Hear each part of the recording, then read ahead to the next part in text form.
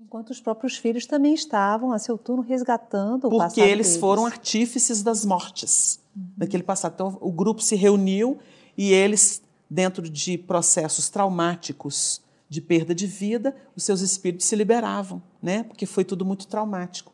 E a mãe, que foi uma orientadora do processo, né? Na escolha da matança, instigando a matança, ela viu os próprios filhos, filhos do próprio seio, passando por isso.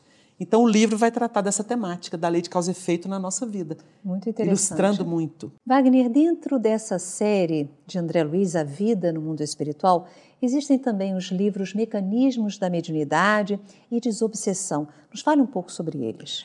O Mecanismos da Mediunidade, ele vai trabalhar muito o aprofundamento da mediunidade, porque o André Luiz compara a mediunidade, os circuitos mediúnicos, com os circuitos elétricos.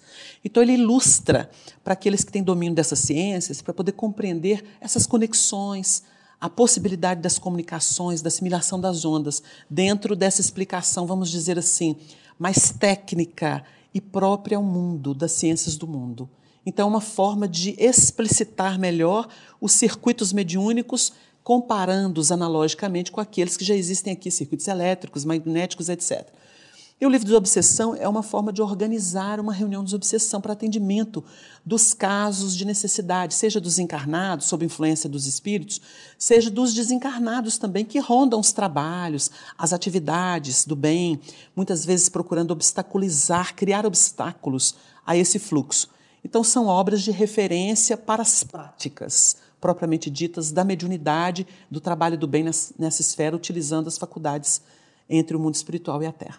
Existe um capítulo no livro Entre a Terra e o Céu que trata do Evangelho no Lar. E eu gostaria de terminar a nossa entrevista com uma abordagem em torno da importância de Jesus no nosso lar. Isso é muito bonito, é um dos pontos sublimes da obra, porque nós temos o lar de Dona Isabel, viúva, com filhos pequenos. E ela tinha um filho muito rebelde, que se indispunha muito, um espírito daqueles renitentes, né? Que não gostava muito do clima espiritualizante. E, no entanto, ela dá uma aula de capacidade, uma mulher simples, costureira, que vivia dos parcos proventos. E ela tinha um salãozinho que ela fazia o culto, e muitas pessoas buscavam aquele culto. E o culto no lar, o evangelho que ela fazia no lar, chamou a atenção da espiritualidade superior, de modo que eles implantaram ali um posto de socorro entre a terra e o céu, porque ela era tão valorosa moralmente, educando seus filhos e lutando pela sobrevivência sem nenhuma facilidade econômica, que eles fizeram ali de um quartel-general, montaram um posto de socorro para encarnados e desencarnados e passaram a qualificar o trabalho dela.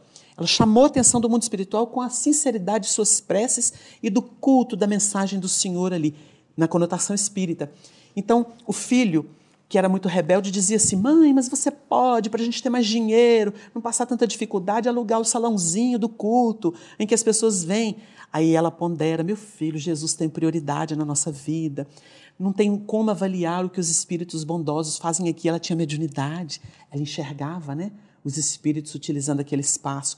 E era tão curiosa a educação que ela dava para os filhos, mostrando o valor da evangelização infanto-juvenil, a preparação do caráter do indivíduo quando ele retoma a reencarnação, que é uma prioridade nossa aqui na Terra se nós queremos um mundo melhor.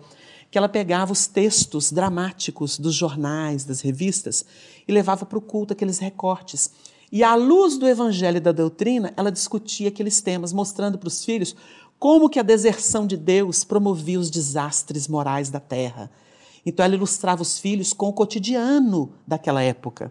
E a gente nota o valor que isso tem diante das nossas crianças, preparando-as para a realidade tão infeliz ainda do nosso mundo, a violência, a corrupção, etc.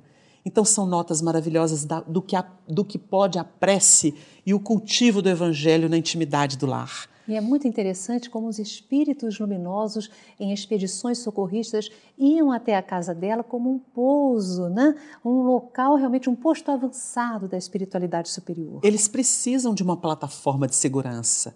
Quando o lar tem equilíbrio, o lar é muito mais do que um aglomerado de almas que estão no processo da reencarnação, se depurando do passado, se preparando para o futuro. Porque nós passamos a ter ali um ponto da família universal. Os espíritos vão transitar e, dentro das possibilidades, eles vão utilizar os elementos ali encarnados e os desencarnados que se associam ao grupo, porque nós nunca estamos sós. Nós temos uma família materializada, mas nós temos os espíritos que se vinculam a esses elementos da família. E, na verdade, há uma gravitação ali. É preciso positivar isso com o Evangelho de Jesus, na base da prece e do estudo aprofundado. Obrigada, Wagner, pela sua presença no nosso programa.